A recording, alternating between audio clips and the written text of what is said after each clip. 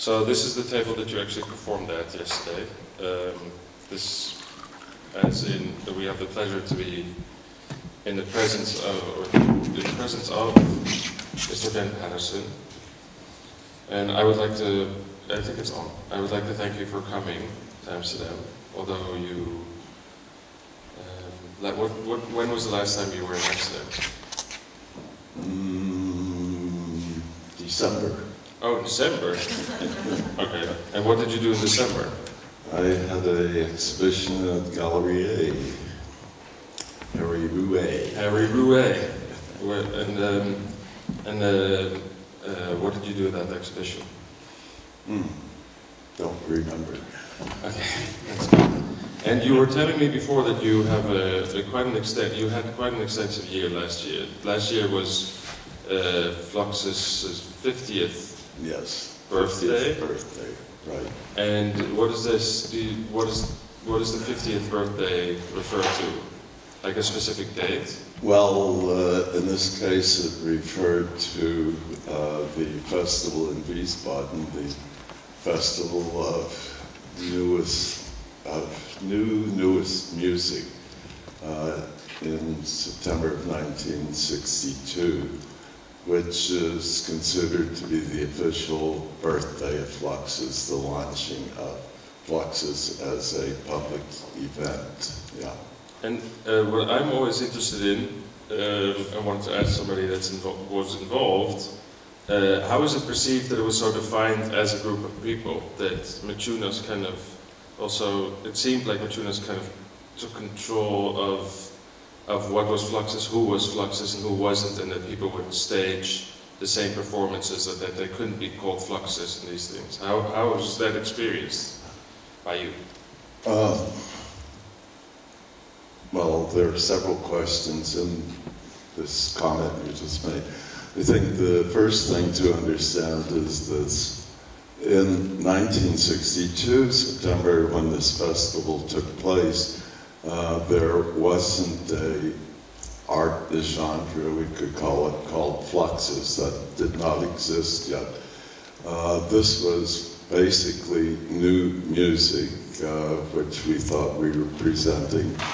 And the purpose of the festival was really a public relations event, a promotional, to launch a magazine that Machunas had planned to cover this new music, new performance. Well, it wasn't even performance art at that point, but whatever it was that was developing.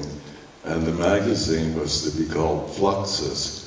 But Machunas thought of the work that we were doing as Neo-Dada, and he continued in that vein until about 1964 in New York, when at one point Raoul Hausmann, who had been, of course, one of the Dadaists, told Machunas, he said, you know, this expression Neo-Dada really just confuses people.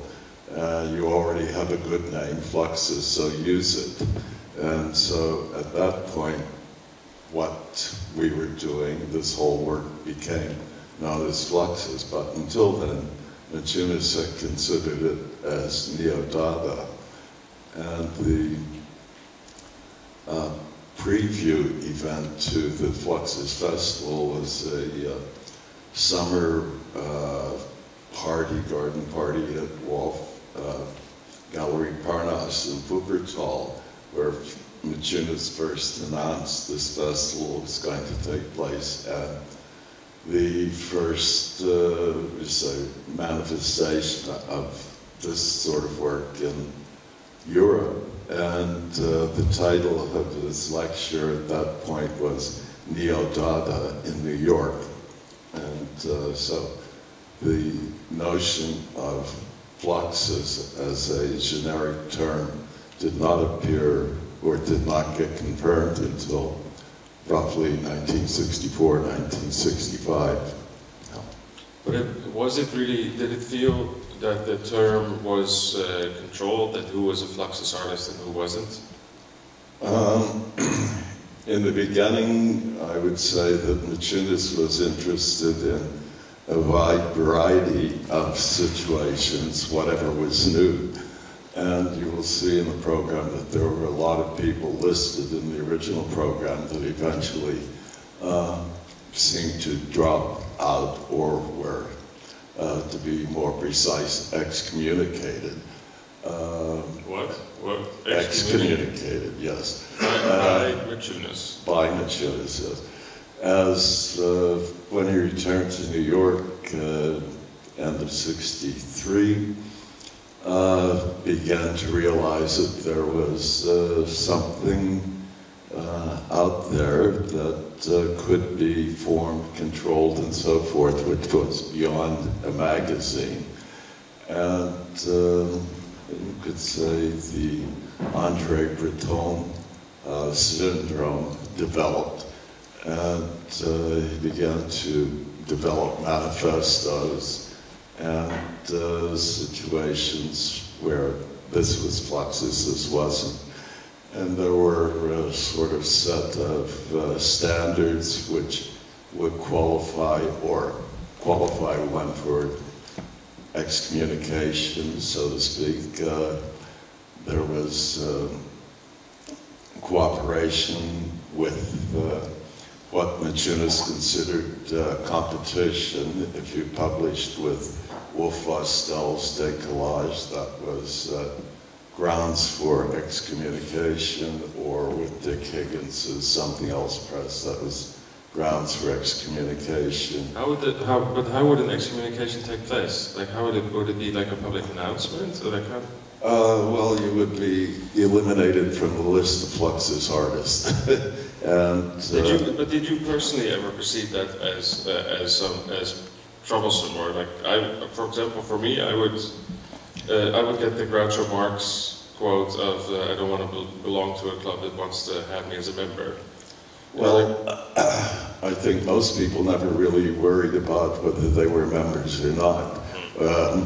The idea of membership was mostly in Maciunas's head. People continued to be friends, work with each other, and so forth, regardless of whether Maciunas maintained them in his list or not.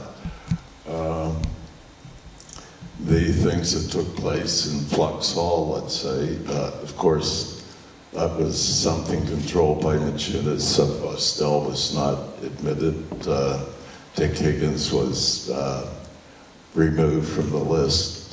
Charlotte Norman was removed from the list. Nanjum Pike was excommunicated for the cult of the personality, as was Boyce, as was Vostell. So there was a strange mixture of things going there. Maciunas always talked about himself as an anarchist, a Trotskyite, but I saw him more as a Stalinist. Okay, so if I can understand this correctly, it also basically is was it like a coincidence that you remained on this list, or that you were? How was this experience for you? Like, how would? Yeah. Well, I don't. As I say, I really wasn't worried whether it was on the list or not, and I don't think many people took it very seriously. They continued doing their own work, being on the list or not. I guess it was curious that I continued to publish work with Vostell and with Dick Higgins and participated in Charlotte's festivals, but somehow there was never excommunicated. That is neither here nor there. Okay. And I was also like going more towards a theme which we tried to choose for this event. We actually, what we did is that we made a version which is in the announcement of the manifest that Maciunas made, and that was commented on, and then that we replaced the word with Googleism. So we replaced. Anyway, so because we try to also bring Fluxus towards this time and see like how, of course, like if we would see that the performance medium as in like treating the performance medium as very in a formal way, and also treating film as we see in a very formal way, that a lot of these things are happening on the internet as well. Like art on the internet is happening and discovering the medium in a very formal way. I'm wondering like how did do you see any involvement of the internet in the Fluxus tradition? Well, in a way, Fluxus would have been easier if the internet had already been invented at that point. But in many ways, you could say it was, I think of it as the first truly international movement that functioned through the best means of communication at that point, which was airmail. And you have to think that these things were being organized with artists in Japan, in particular, the States, and throughout Europe, all by airmail, which, when you think about how often we exchanged emails just for this little thing, can you imagine, you know, like a week-long festival in Wiesbaden or later in New York, the things all being organized by airmail. So, in a sense, yes, Fluxus was ready for the internet. The internet hadn't quite arrived yet. Makes it easier today, of course. If I can, about the titles and so forth in this program, one thing I would like to comment and raise my objection to, in the program yesterday, listed as reenactments of Fluxus works. I said in the beginning that this festival in Wiesbaden was about new music, and at that point everybody considered what we were doing was music, perhaps without the tonal scale that is on a piano, but some form of music. And as such, the works were intended for the repertoire of new performers in the same way that a Beethoven sonata or Bach prelude and fugue would be. And so when you would perform Beethoven's Moonlight Sonata now, you don't speak about reinterpreting it. You may speak about the interpretation that this pianist does as opposed to somebody else's, but it's not a sense of bringing it back to life in that sense. And that's what my problem was, that in the Fluxus workbook, where many of these events are published, the idea was, basically it was like a music publisher shop publishing Bach or Beethoven, and that the work should continue as that, not to be seen as a historic dead and buried that's so the reenactment re-dug up, and put back. So it's performing a piece instead of performance, reenacting a piece. Yes. Performing, right. I understand. But coming back to the internet, how would do you ever did you ever consider the internet as a medium? Because actually we're showing, in that corner, we're showing a survey that you created also as a work for Kunstverein Wiesbaden. And the survey takes you through a couple of questions and ends with the question if Fluxus changed the world. Yes. But this is a piece you right. But is this? Did you consider that more often to create pieces that would exist online? I would and hope in the future to find a way to use it. You have to recognize that I'm not a youngie. I didn't grow up with the internet or the computer. It's something learned in a later stage of life. So it's not my immediate medium, so to speak, but I think it's the perfect medium for continuing making artwork. Let's see. Because I also wanted to ask this. I want. Let's phrase this better. That, for example, a lot of people that make art, or like web art, or art that's taking part in the internet, taking place in the internet, is very often also seen as a performance. And that the performative character actually out of a website, for example, you can interact with it, of course, I could name it as interactive work, but very often you can actually see it as a that it has a performative value, and you can actually, for example, Dirk and Jody, Dirk was here last night and he brought the air canisters. They also really refer to like their online pieces as performative, almost as performances, that they would initiate something and then the web server continues this performance, and you can engage with this performance when you go to that specific address. Yeah.